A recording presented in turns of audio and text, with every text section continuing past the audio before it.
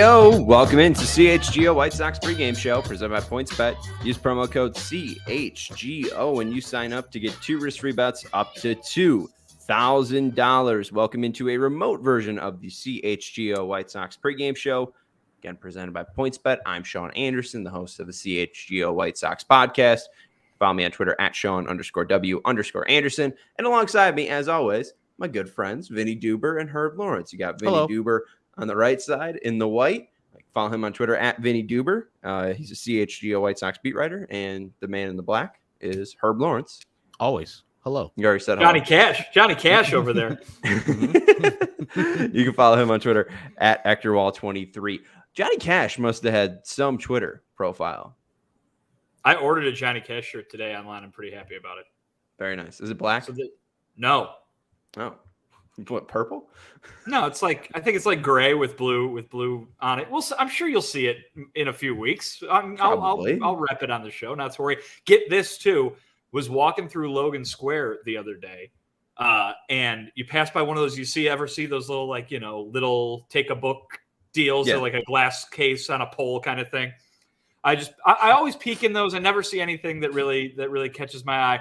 What do I see? I see Man in Black, Johnny Cash's autobiography from the mid-'70s. So wow. I had to grab that. That's on the bookshelf now. It's on the to-read list. That's exactly like when my girlfriend was watching Real Housewives of New York, and in that was the Carol Radziwill book. I know I'm name dropping here, but very similar instance happening with you, Vinny. Is this a person I'm supposed to have heard of before?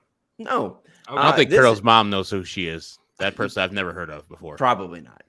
This is the CHGO White Sox pregame show, here to preview the White Sox versus the Rangers. The Rangers are welcoming the Sox for a 4-game series this weekend. The Sox are 53-51. The Rangers are 46-58. And no better for the White Sox to have on the bump today than Johnny Cueto if they want a win. I saw Stephen Nicholas title the episode Cueto the Consistent. So, Vinny, what has the horse riding, freestyling Johnny Cueto meant to the White Sox this year?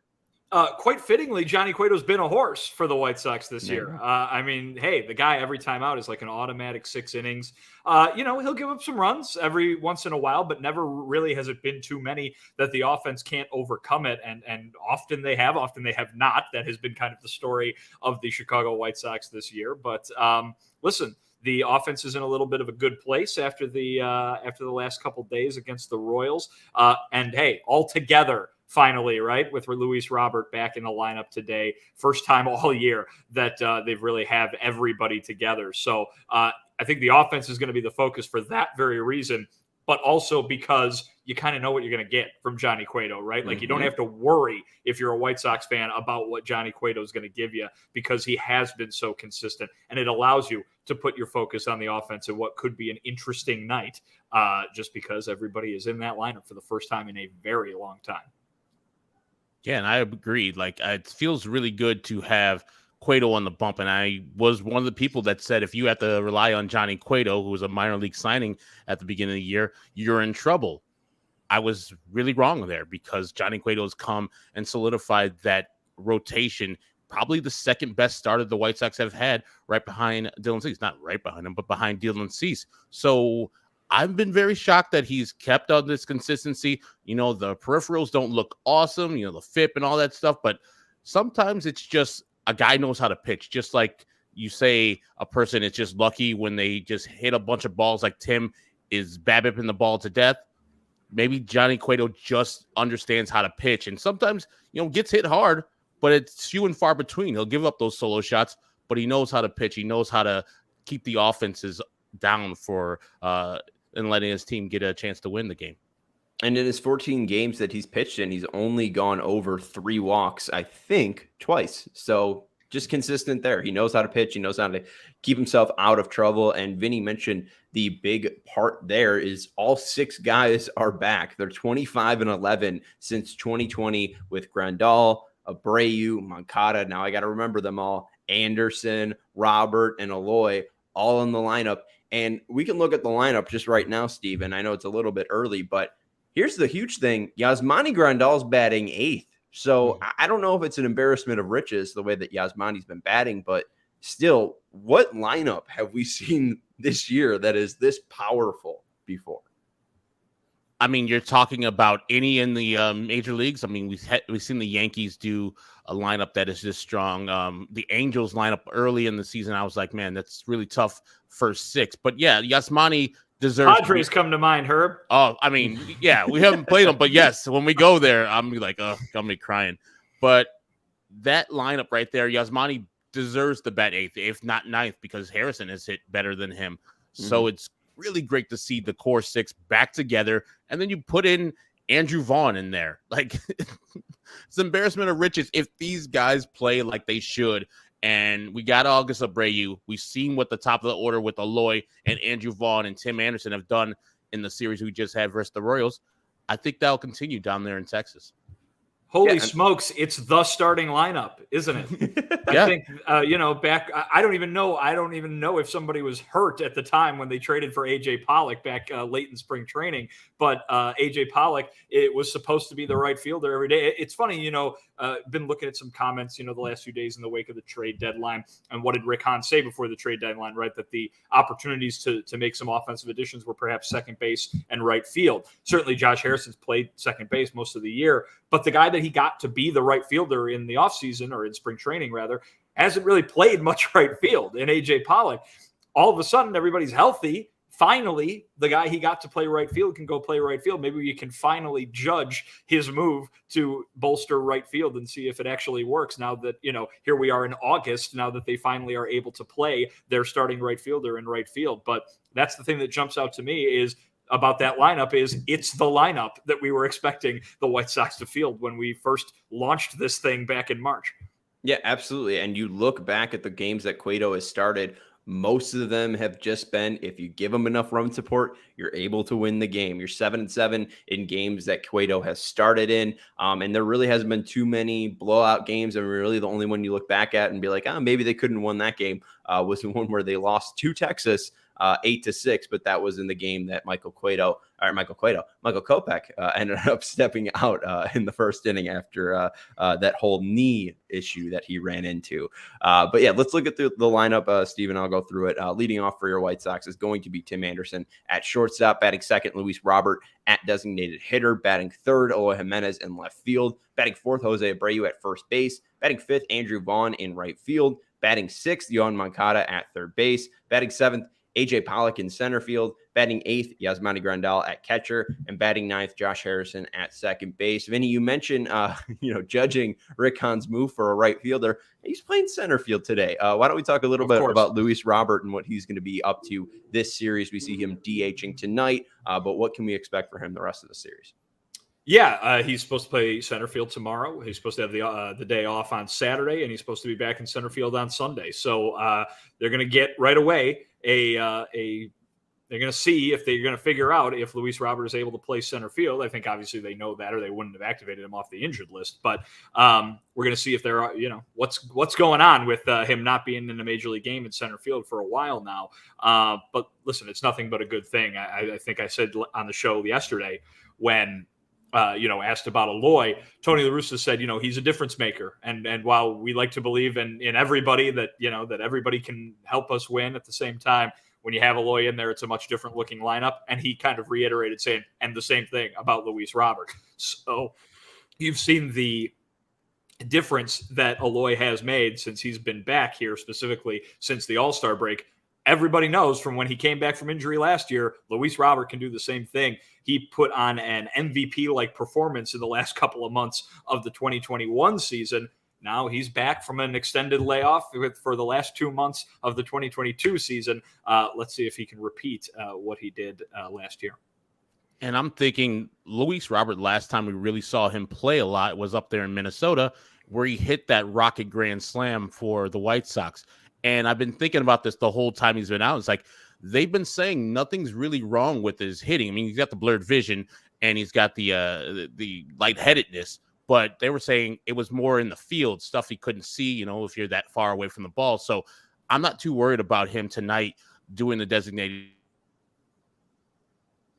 hitting because and such like that. This new pitcher that's making his major league debut might give him fits, but as for the player, I'm not worried with the bat. And him coming back, he was the leading home run hitter when he left at 12. Now Jose's taking him over because August Abreu was upon us. I see that guy will continue to be a power source. Once he gets his timing back, Luis Robert should be the guy who's be driving the ball out of the ballpark at a consistent basis. Yeah, Vinny mentioned it, how good he was when he came back from his injury last year, 25 extra base hits. If the White Sox can take 25 extra base hits to the end of the season, I think they would take it from anybody. But I do want to ask this question. We saw Yasmani have a good second half after he returned from his injury. We saw Luis have a great second half after his injury. Who would be more important to turning on that switch right now for the White Sox? Would Luis Robert turning on that switch be more important, or Yasmani Grandal down in that 8-hole? Well, here's the question that I'll answer you back. Does the guy who doesn't turn it on stay where they are at the moment? Because yes. Luis Robert's been fine. He hasn't been the MVP candidate that everybody thought he was going to be, but he has been good. He has been productive. He has been a contributor. Yasmani Grandal has had one of the worst seasons of any batter in baseball. So if you were saying, they're both starting where they are, let's bring Grandal up to here rather than keep Grandal down here and move Robert up here. I think that would make more sense from a net gain situation for the White Sox. But certainly either one of those guys doing that would produce the amount of offense that could really send this lineup into the kind of realm that we thought it was going to be in. Well, and with the Grandal too. Agree. Herb, you saw him just turn it on last year, hit 23 home runs. He looked like Barry Bonds, but at catcher position. So it really feels like it's all or nothing with him. I guess that's why I phrased it that way. But Vinny's point of, if we're taking both guys of where they've been this season, Grandal obviously needs to even come up to where Luis has been so far. And even if it's just, one just goes off on a tangent and the other one doesn't stay where he's at, I think Grandal is the more important because he hits from the left side for the most part. When he takes his at bat tonight, he'll be hitting from the right side.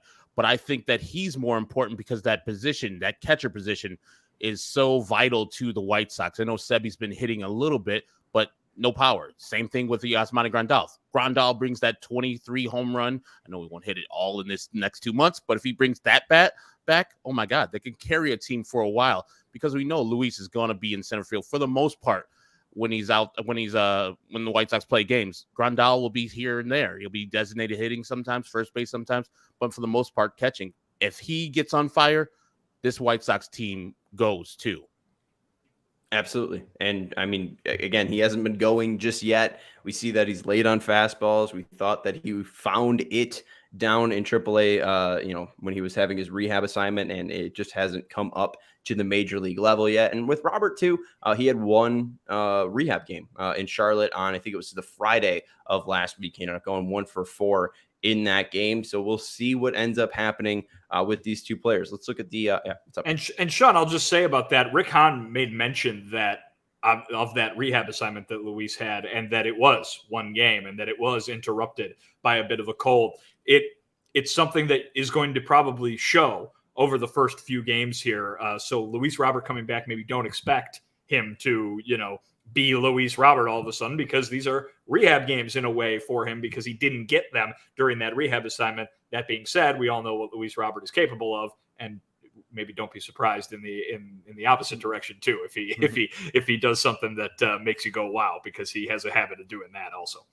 Absolutely. And David Snyder bringing up some Grandal stats that are just ugly. Batting .216 this year, 1 home run in his last 111 at bats. So not good for Grandal. You look at Zavala, 2 home runs in his last 101 at bats. That just tells me that they're not getting enough power from the catcher position either way, whether it be Grandal or Zavala. Let's look at the Rangers lineup and see this opponent. We've seen them before.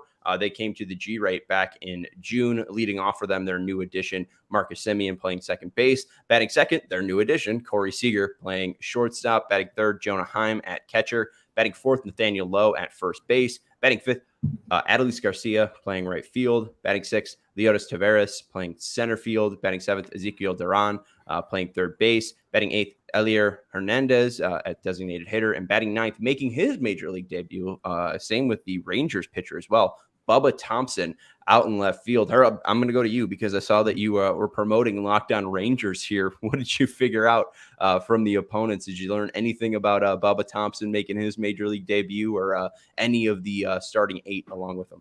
Unfortunately, Bubba Thompson's announcement that he was making his major league debut came after the episode, so I did not catch his excitement for it. But he said that this is a guy that they've been waiting for a minute. He's not like, the big star, but they're more looking for the Cole Ragans start, Ragans or Ragans, however you said his name. That's what they're looking for too. But this lineup, it's very top heavy. I know Duran did a good job versus the White Sox last time they faced them, but the first two guys are the ones you have to worry about. And I see Johnny Cueto having some problems, but not an ultimate problem. I've never seen the ball travel down in that Texas stadium, really. I haven't watched any games down there, so I don't know if it has the same effect as the old Arlington Stadium, and definitely not that 505 home run by White Sox great Nomar Mazara will be hitting this ballpark. But there's nothing there that I see that's like, oh, my God, here we go. We're going to get crushed by the Rangers. No. We should have a good time, and Johnny Cueto should send these guys down in order. Yeah, and with the move now to their new ballpark, too, it has hurt home run power just a little bit. Not being in that hot, humid Texas air has held them back a little bit from hitting home runs there. Alex Rude mentioning Jonah Heim has a 122 weighted runs created plus. The top heaviness absolutely is there. Simeon, Seager, Heim. You go lower after that, and it's really tough just to even figure out if you know these players or not. But you mentioned it. Ragans, where's that guy, Nick Solak, Chicago guy? He must be hurt because I don't think he was that bad when he was up here. Where's Michael Young? Where's Hank Blaylock? Is Alfonso Soriano playing second base tonight? That's what I want to know. He's on the bench. He's getting Rodriguez. Yeah, really.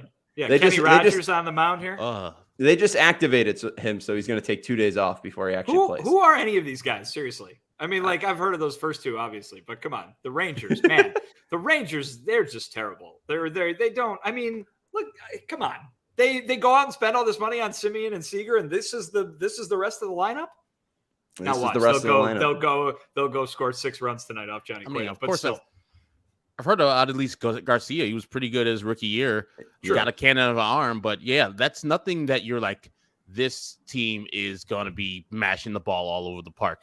If we're looking at which one is better, the White Sox by far.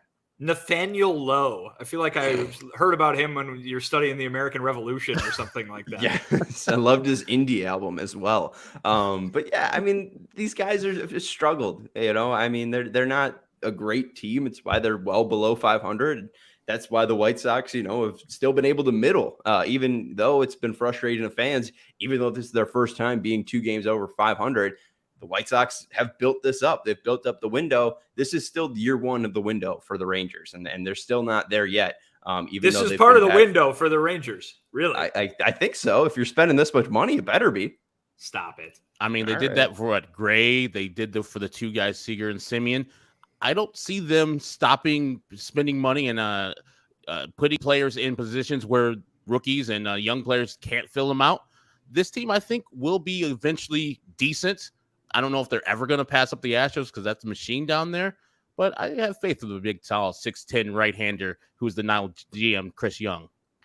Yeah. San Diego Padre legend. And you love him well. Let's look at the probable pitchers today for the Rangers and White Sox. Not leading off, but pitching for the White Sox. And on the bump for them will be Johnny Cueto, an 88 innings pitched this year. He's got a 2.86 ERA, 2.86 ERA, 81 hits allowed, 60 strikeouts, and 22 walks surrendered, and an ERA plus of 138. And making his major league debut, it's Cole Ragans. He's the 29th prospect in the Rangers system in 94.2 innings pitched down in Triple and AA. He's got an ERA of 3.04, 75 hits allowed, 113 Ks, and 31 walks. Let's start off with Ragans here. You imposed by this guy, Herb, at all? Left-hander. We just saw Daniel Lynch have success against the White Sox on Monday. I was looking at his stats and his stature is 6'4", tall, lanky left-hander named Cole. I was like, Cole Hamels. And listening to the Locked On Rangers website or podcast, that's what he said. The host, Bryce, said that he followed around Cole Hamels his first spring training like a puppy dog. And so you look at him pitch, it looks Cole Hamels lights. He looks really nice. And what the scouting report is a mid-90s fastball and get up to 96. But what you have to really watch out for is a changeup. Devastating major league ready changeup that he has, and he strikes out a bunch of hitters down in AA and AAA this year without walking a lot of people. So while he's making his major league debut and he is left-handed, it won't be as easy as we seem to be thinking that Cole Ragans will be going out there just giving up rocket shots to the White Sox. I hope I'm wrong, but this kid looks pretty good. He pitches in a league in the Pacific Coast League. There's no joke, especially when you go to like El Paso or Las Vegas, his only start that he really struggled in. Those numbers were nice. You gotta like what he did in the minor leagues. Obviously, he showed that he earned a promotion there. But the White Sox left-handed starters, everybody kind of knows what the formula is right there. So it's good news for a lineup that is finally whole again, that they're facing a southpaw instead of a righty. But I can imagine why folks down in Dallas would be excited about this kid getting his first go. Yeah, and the one thing too is hits. He gives up about like 7 or 8 hits per 9, and the White Sox in the last 3 games, 10 hits on Monday, 14 hits on Tuesday, 12 hits on Wednesday. So it's not like this couldn't play into the White Sox hands. He's not going to walk a ton of guys. He might have some swing and miss stuff, and we saw Adam Engel look pretty rough against Daniel Lynch's changeup on Monday. But again, this has to be too big of a moment for a guy going up against the White Sox that just are on this 2-game winning streak. I think it's going to be a tough matchup for the kid. He's been very good down in AAA and AA this year, but this has to be a difficult matchup, right? I mean, this is the White Sox. You see all the veteran hitters in the lineup.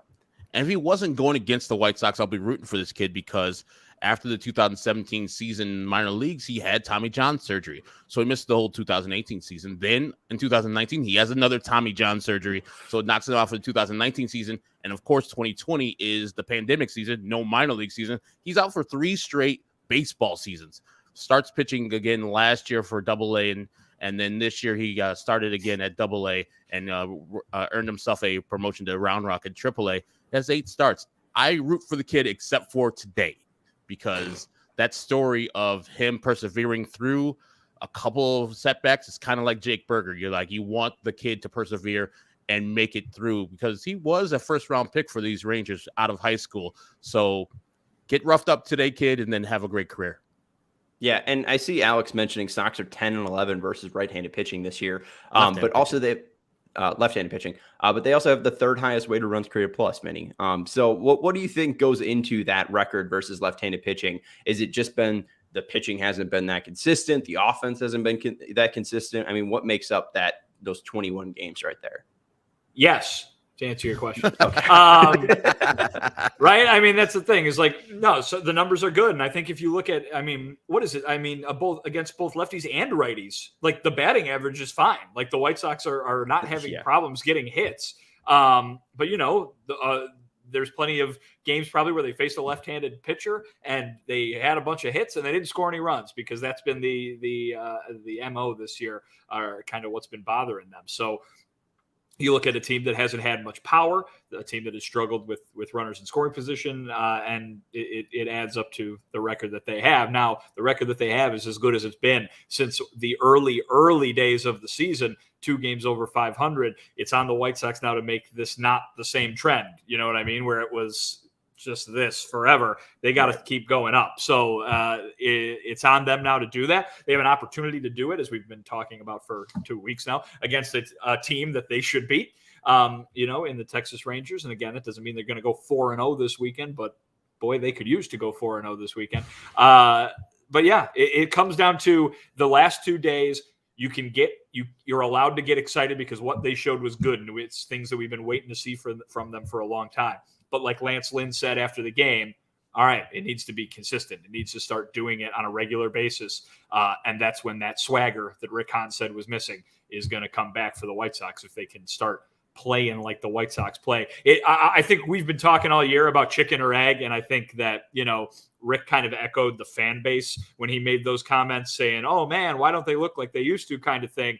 And I think hearing from the players, we know what came first. What came first was that they were losing. What came first is that they were playing bad baseball. And you don't have swagger. You don't have that not to say that they're not confident in themselves, but you don't have that attitude maybe when you don't earn it, and they haven't earned it. And if they can start earning it, you're going to see it again, because certainly the opposite would be true. And it has been true in certain very, little situations when you'll see some of the things that you're used to seeing from these White Sox players, and it's been in a losing effort. And people are like, well, what the hell are they doing having fun while they're losing? They can't be doing that. So, it goes together. They need to start winning, and then they'll look like the White Sox that you expected. It sounds like duh, but it's true. Absolutely. And you mentioned the batting average as well. Sox have the best batting average versus left-handed pitching and the 5th versus right-handed pitching. I'm pretty sure they lead the majors in batting average. That hasn't been the issue, but it's just been getting those damn runs in. All right, let's talk about our good friends over at PointsBet. The best way to support CHGO is just down ran the past. PointsBet app. Oh, yeah, the speed. You thought it was Yasmani, but then they really turned on the Jets. The best way to support CHGO is to download the PointsBet app and use code CHGO when you sign up. If you do that right now, you get 2 risk-free bets up to $2,000. That's not it. If you make a $50 or more first-time deposit, you receive a free CHGO membership, which unlocks all the web content, and you'll even get a free shirt of your choice from the CHGO locker. That's $2,000 in free bets, a free CHGO membership, and a free t-shirt from CHGO locker, all for making more than a $50 first-time deposit at PointsBet. If you have any questions, you can email pointsbet@allchgo.com, and we'll help you out. And PointsBet's your home for live and play betting, and it just got even better. If you see an edge in the game you're watching, if your favorite team is primed for a comeback, don't just watch the game. Bet along with it live. There's more live betting, more live markets, and faster live cash outs with the PointsBet app. So what are you waiting for? It's time to elevate your live betting game. Download the PointsBet app right now and use promo code CHGO when you sign up. And once the game starts, don't just bet. Live your bet life with PointsBet. If you or somebody you know has a gambling problem and wants help, call 1-800-GAMBLER for crisis counseling and referral services. All right, Vinny, let's start with you. We're going to get your click that picks, and unfortunately, you got the short end of the stick and picked last today. Yeah. Oh, so I was stuck with the guy that you never want to be stuck with, especially in the month of August, Jose Abreu. Oh, my goodness. No, I went with the easy one today. The guy's been looking great. 2 straight games with a home run. The non-home run numbers have been vastly more impressive. He's been absolutely fantastic. He's been the Jose Abreu that you would expect to see no matter the season. And so I'll go with him. I will say the White Sox win today by a score of 5-0. Ooh. Going very Matthew Cortese of you. Ooh. He said 6, so I had to dial it down a bit. But. Gotcha. I'm going to go with Andrew Vaughn. After a couple struggling bats I think we saw over the weekend and leading into Monday, the man has really come on the last couple of days, and I think versus the lefty, he's going to be crushing today, even though I just talked up Cole Ragans. I think that Andrew Vaughn will be taking him deep today. And the score, I'm going to go with 6-3 White Sox. All right. I'll go 7-3 White Sox win, and I'm going with Eloy Jimenez. Why not? He's been pretty good. Just since July, since he's returned in July, he's hitting 328, 361, 537 for an OPS just shy of 900. So hopefully, and those numbers are crazy better if you limit them to just since the All-Star break too. Very true. Well, let's just do that real quick because we can. 22nd to the 3rd, and he's hitting 460, 475, 757 for a casual 1232 OPS. So making my click to pick even better. We got Rusted saying Pito in every game until August 61st when he hits the division winner against Minnesota. Lucky Spags going Eloy with a score from 8-3. And Baloney saying TA with a leadoff ding dong to start the game right off. So we'll see. TA's been struggling as well. If he wants to join the party and throw a pasta party, I don't think White Sox fans will be upset. But we will be joining you after the game is final, after the final out is made. We'll be live here on the CHGO Sports YouTube channel to recap the White Sox versus Rangers game. We'll see if the White Sox can continue the winning streak and extend it from 2 to 3. That's Vinnie Duber. Nope, that's Vinnie Duber. You can follow him on Twitter at Vinnie Duber, and he is the CHGO White Sox beat writer. That's Herb Lawrence. You can follow him on Twitter at Ecknerwall23. He's the CHGO White Sox community leader. And I'm Sean Anderson. You can follow me on Twitter. Hi, Herb. You can follow him on Twitter you can follow me on Twitter at Sean_W_Anderson. And you can follow the show on Twitter at CHGO_White Sox. Now that's all done. We can wrap up. Go White Sox. Thank you to Stephen Nicholas for producing us, and we will talk to you after the game.